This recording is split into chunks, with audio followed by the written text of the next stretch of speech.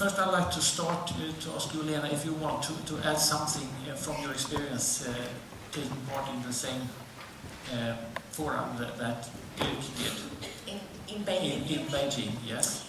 I think they really want to do, they really need to do changes. It was my first time in China, and I haven't been in such a big city before, and it was a cultural shock for me, with all these buildings and all this traffic and all these people.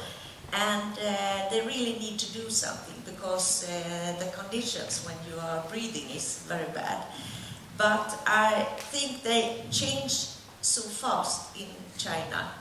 They have gone from the countryside in 30 years to live in a city, and they got a lot of opportunities now to have their own cars and a modern life. So even if people feel that then there are needed to be changes in the way they live in the cities, I don't think everybody is prepared to do the changes. So they want to do it, they have plans to do it, but is it possible for them to do the changes? And I think that's the biggest problem now, to tell people and convince them. And we said, as I told you here, that talk with people, to have a dialogue together with people is the most important part on the local level, not on the national level, because they are pointing with the hand like that. But on the local level, they need to have a dialogue with people about the future. Do you have any comments on that? Do Stockholm have experienced exchanges with China as well, learning and teaching?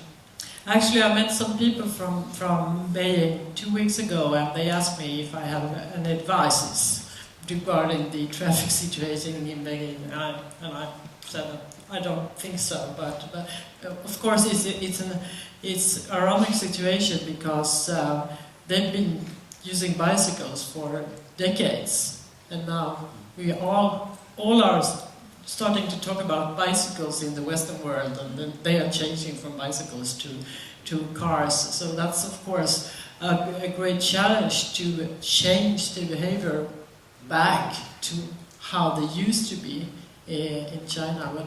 But they need to focus on bicycles and of course public transport systems. And the development regarding electrical vehicles is also very fast in China, of course, but they need to change behavior once again. That's really important, I think. We heard Lena talk about congestion charging and the importance for Göteborg. What about Stockholm in that case? You were head of Göteborg having these charging. What's your kind of brief summary about how successful? Yeah, I took that out from my speech actually. Yeah. No, but it's really interesting, because we're part of financing the subway extension is via increasing the congestion charging system in Stockholm. And when we actually decided to have the system permanently, the traffic within the custom charge zone was reduced with 17%, and it's still reduced with 17%, although we are more than 100,000 more people in the city during that time. So it's really, really interesting. It is working. And people have... it actually led to changing our behavior. When even though it was quite a small amount of money comparable. And most citizens are happy as well, both in Stockholm and Göteborg?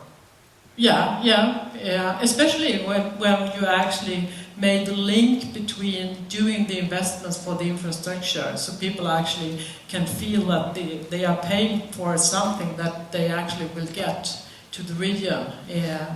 And I think that's a really, really important part of how the system works today, because otherwise the opposition might be bigger, but since they are now planning to pay for the subway, and we also have the bypass in Stockholm. That's two very, very important infrastructure projects. Yeah. We can have two questions from the audience. Is there someone wants to? We have 3 people from Rio. Oh, they are still with us. I'm sorry. I got a message that you were forced to leave. So Pedro. Pedro has Martin. Pedro has left. But okay. I have with me Diego Blanc from Assessor Chief from Institutional Relations, Rio de Janeiro, and he can answer some questions, or we can answer some. But Pedro has to. Okay, sure. I see. So, is there any question from the audience to one of our 3 speakers? Yes, over there. My name is Sofia Löfstrand from Volvo Group's Truck Technology, and I have a question for both Ulla and Lena. I think it's quite important to set targets if we want to make it more environmentally stable cities. So I think that, Lena, you mentioned that you have a target for 2025 to double the amount of trips on the public transport. So my question to you is, how did you set this target, and is it challenging enough? And my question to Ulla is, do you have a target in Stockholm? If it's enough to do that, was that the question? The question was, how did you come up to that target, and is it challenging enough? Well, I wasn't in this area when they decided to have this target. I think they figure it out together with what is possible with the transport, the public transport we have today, what we can do in the coming 30 years, and how many people is going to live in this geographic area. But we are doing better. I don't remember the figure now, but we are doing better now, and I think we will have a bigger target in the coming years. We are going to have a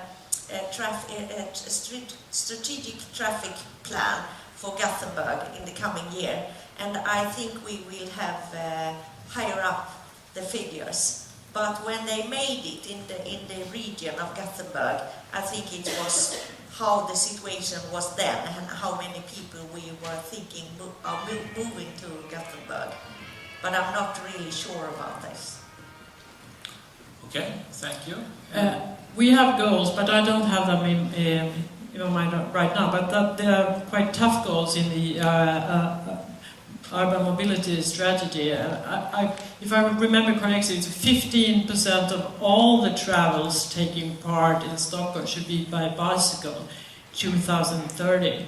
And at least 60% of all the travels in the city during a day should be, or even more perhaps, but should be via public transport system. So it's the percentage of the transport taken by bicycles and buses, public transport buses, that is going to be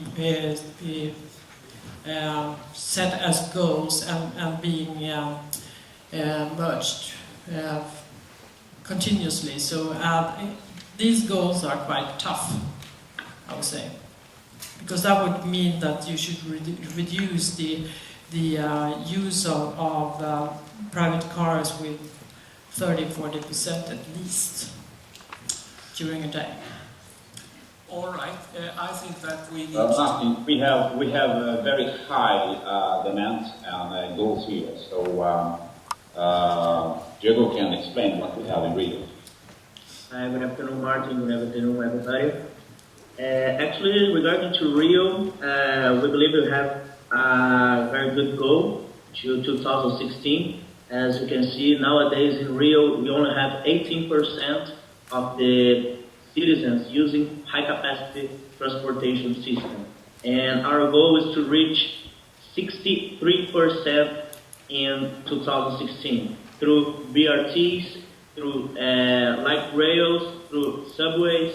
So I believe that we are already, in 8 years, we're going to reach 152 kilometers by BRTs, is bus rapid transit, and we have more 28 kilometers by light rails, connecting the whole downtown area through the Porto Maravilha project. Is a 20-year project of revitalization of the downtown area in Rio, and also we have a few stations of subway regarding to the state government. So I believe that is our goal to improve the system and to connect the whole city that stay disconnected through several different decades. All right. I say thank you very much. We are lacking of time, so we round up now. And I say thank you very much to you guys.